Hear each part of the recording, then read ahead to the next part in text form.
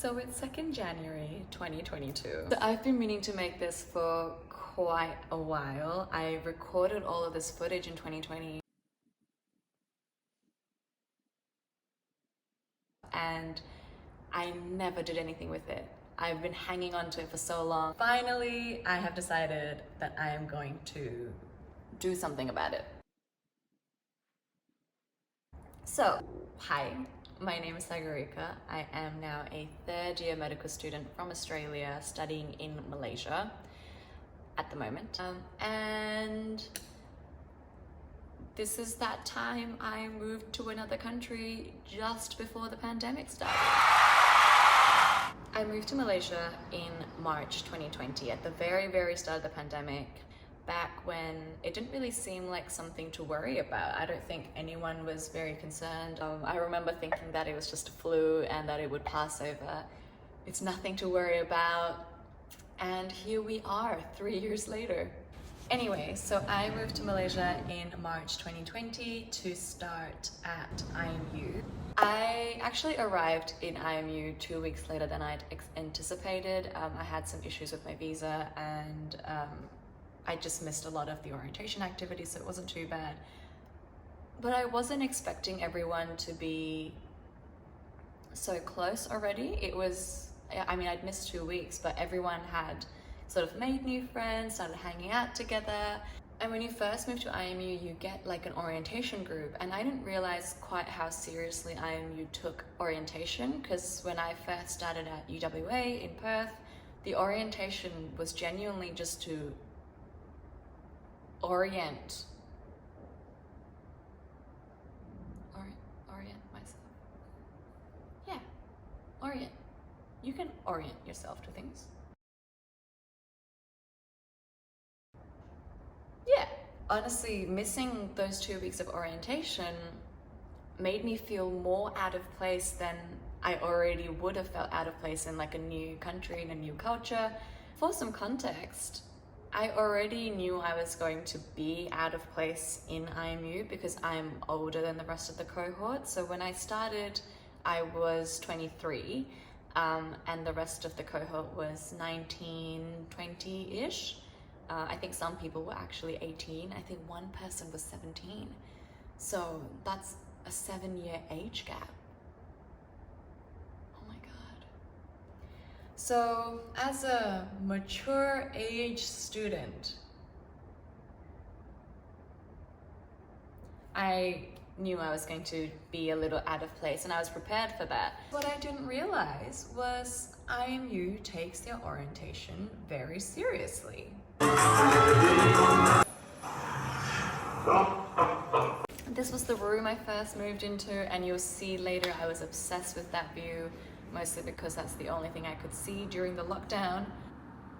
Anyway, so I ended up, surprise, making a couple of new friends through my orientation group and just through some of the first few classes that we'd had. Today we're in the Times Square. Just a week and a half after arriving, I had my very first clubbing experience in Malaysia. We went to this place called Kyo, which I think any Malaysian in Kuala Lumpur would tell you is like, it's quite a common place to go. It was quite a different clubbing experience to any other that I'd had in the past. I mean, firstly, it was located in a 5-star luxury hotel, whereas the clubs I've been to in the past, whether that's at home or overseas, they're usually just standalone buildings. So this was quite a interesting experience to like go through this hotel, very nice hotel lobby, and go underground to this basement that was a club. Anyway, it was an interesting night and it was definitely fun, and it was good to experience clubbing in Malaysia before everything stopped, because on the 16th of March, the government here announced a movement control order, which is basically a lockdown. And it's crazy because at the time there was only 500 active cases, which now seems like a ridiculously small number. So when the first lockdown was announced, there was a sense that we'd actually be back to classes by the end of the 2 weeks. So we basically took a break for 2 weeks. Not that we could do anything in this 2 weeks because everything was locked down. So we just stayed at home and did nothing. Because, okay, the reason there was a break and we didn't just continue was because the university wasn't prepared to teach online. There was no pre-recorded lectures, there was nothing of the sort, so they had nothing to teach, no materials to teach with. And they were planning, they had no plan for a potential lockdown. They were not ready. No one was ready for 2020 because it was just the most unexpected thing. I can't believe the world just stopped for months and did nothing. Okay, not did nothing. And genuinely, like, the rules of lockdown meant that you couldn't leave. You were just in one spot for months.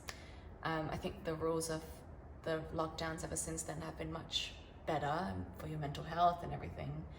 But yeah, it was a wild time.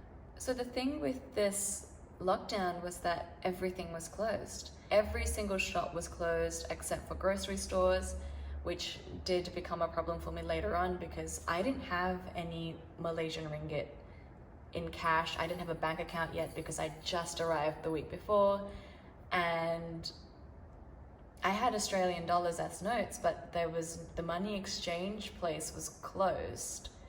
So slowly but surely I ran out of cash. And sometimes my card would work, but not all the time, which was another issue. So it was a difficult time.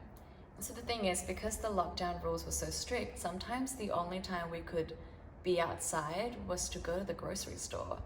And honestly, I'm guilty of this. I use that as an excuse to leave the apartment just for like an hour. In hindsight, I probably shouldn't have because no one was vaccinated. So even though we were all wearing masks and there was rules about how many people could be in the space, how many people could be at the grocery store, it was still dangerous. I could have had COVID, and I'm surprised actually in the last 2 years I haven't gotten COVID. Touch wood. Touch wood. So the lockdown kept extending, and towards the end of April, I think a lot of the students just got very frustrated. We really just wanted to know if we would continue online or if we would be expected to return to campus. And it was quite difficult because the lockdown would extend every 2 weeks and it was impossible to predict what would happen next. And while most people knew that we would be in lockdown for a while, the university couldn't take a concrete stand on going completely online or not going completely online because they were operating on the rules of the government. But finally, by the end of April, we were told that the rest of our semester would be online.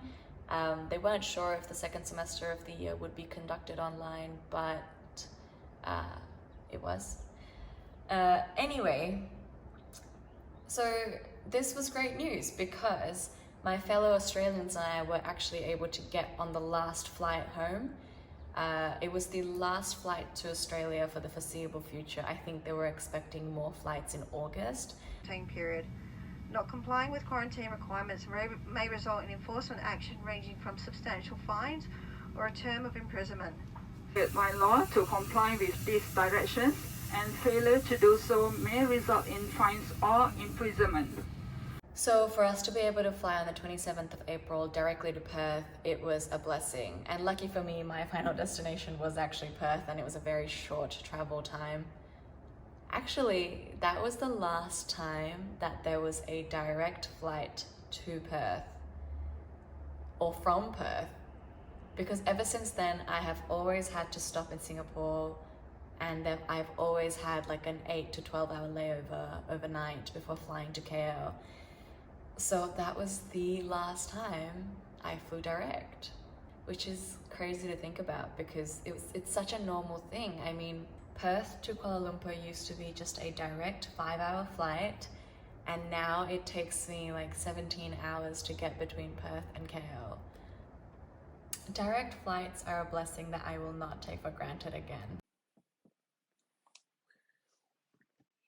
And thank God I did go home on the 27th of April because I was able to stay there until February 2021. So that's 9 months at home that I wouldn't have gotten otherwise if there was no pandemic. And I was happy to be in Perth where COVID really doesn't exist. We did obviously have COVID, but it wasn't as bad as it was in the rest of the world or in the rest of Australia.